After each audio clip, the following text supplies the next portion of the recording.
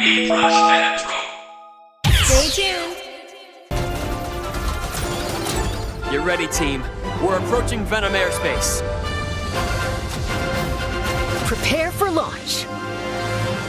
Star Fox.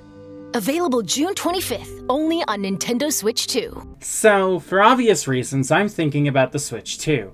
Clearly due to my desire to own one because of the new Star Fox coming out, but that led to a train of thought where I ended up at a different conclusion. Which is the Switch 2's UI kinda sucks. Granted, this is because it's basically a clone of the Switch's UI. Then I also sat on the fact that consoles in general kinda don't have a lot of personality in their UIs anymore. Like, sure, they're functional and easy to move through, but like, look at this. Like, dude, this isn't a console menu. This is the UI for like, the fucking McDonald's kiosk.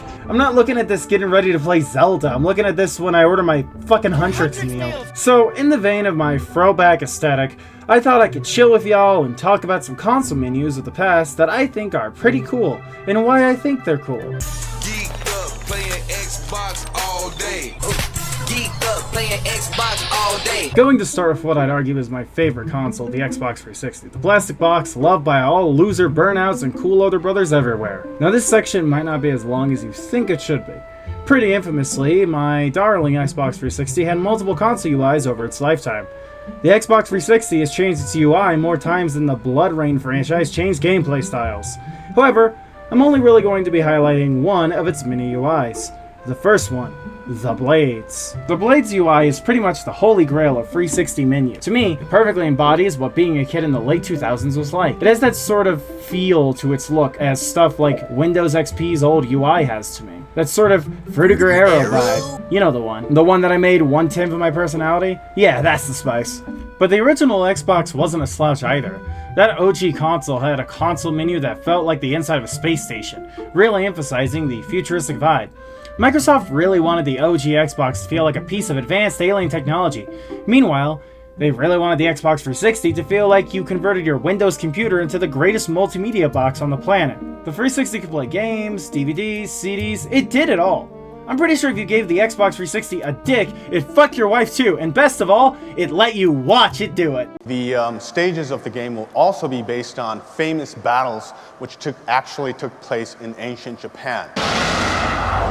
So here's this giant enemy. Dick! Now it's no secret the PS3 had an overconfidence problem that really hindered the console's success during its launch era, which is why launch titles like Folklore are rare to come by in the wild and cost new game money or more online. The 360 was just way more affordable, and it's why the system tended to be more common in houses than the PS3. I remember growing up, I only saw a PS3 one time visiting family during the early years of the console's life. Of course, when the slim model dropped the price, the console gained more traction, and there's plenty of titles for the console people hold nostalgia for, like Infamous, Little Big Planet, and Uncharted.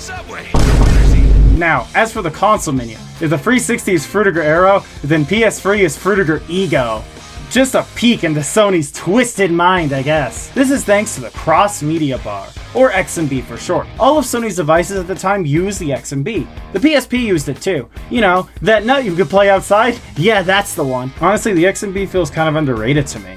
I'm a big fan of Akiko's video on the PS3 and rewatch it at least once every 2 months, and it still stands as the best video covering the console, not just retrospectively, but also in terms of how to enhance your experience of the device in current year. I'd love to someday make a video highlighting and paying tribute to the world of console hacking, homebrewing, and all that stuff for old consoles, but I don't know if or when that'll be made. But to get back on track, I also want to briefly highlight the PS2.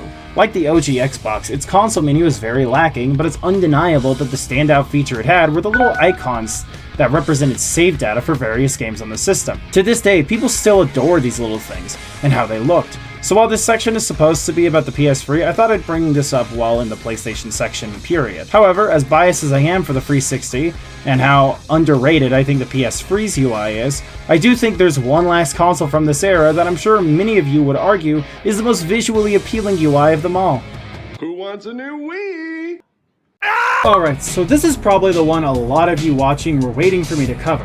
The Wii is probably the most nostalgic console of my generation. You either had parents with a healthy marriage or you had a Wii, and judging by the fact you're watching a video I made, I'm willing to bet your case is the latter. The Wii was made back when Nintendo had a personality. I opened this video making fun of the Nintendo Switch's console menu and how it looks like a McDonald's kiosk, but the Wii actually looked like something more interesting. a TV guide. Okay, so the Wii's goal was to aim for the casual audience instead of going for the same epic hardcore gamer crowd its competition were going for. Thus, Nintendo crafted a menu that would be easy for said casuals to understand, and since this was 2006, TV guides were the most common form of tech a casual would know. Obviously, this was back when people actually watched cable TV, as this design style wouldn't be so universally understood today. The Wiimote played into this too. It's like a remote after all. The whole thing really felt like stepping into its own dimension. That glossy style known as Frutiger Aero that you're probably sick of hearing about from me by now. Every game had its own little channel intro animation when you inserted a disc. It gives you a sense of clicking on a show or movie or a TV guide, further playing into the style I discussed earlier. The Wii in general had a whole aesthetic, both in and out of the console itself. That particular shade of white matched with a bright cyan blue to me is defaultly Wii. And despite my biases, I do think there's a reason the Wii was the one out of these three to stick with most people. For fuck's sake, at this year's MomoCon, some dude had an entire panel dedicated to discussing the Wii, which, to me, really goes to show how impactful this console and particular era of Nintendo was for people. The Wii feels like a generational platform in hindsight. A lot of Nintendo's franchises saw some of their best installments on this console, like Mario Galaxy, Mario Strikers Charged, Twilight Princess, and Skyward Sword. And it wasn't just Nintendo either. Sega released Knight's Journey of Dreams, Platinum debuted with Mad World, Sudovide the once now legendary No More Heroes series started on the console too. I'm really only scratching the surface with these examples. I could go on about how, for me personally, the Wii and DS era in general felt like the last really strong era for Nintendo, but then I end up going on a tangent, and this is supposed to be a video about console UI, so I could easily just store that away for a future discussion video idea anyway. Now, it can be easy to see this video and get a bit cynical about things. UI design and tech in general in current year is not nearly as whimsical or visually interesting as it was back in the previous decade. However, I think we're beginning to see the start of the reform of things.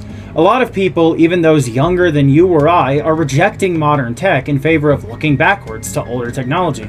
Like the PSP, and some modern tech, like the newest iPhone, are seemingly trying to return to more visually interesting UI design with the liquid glass UI.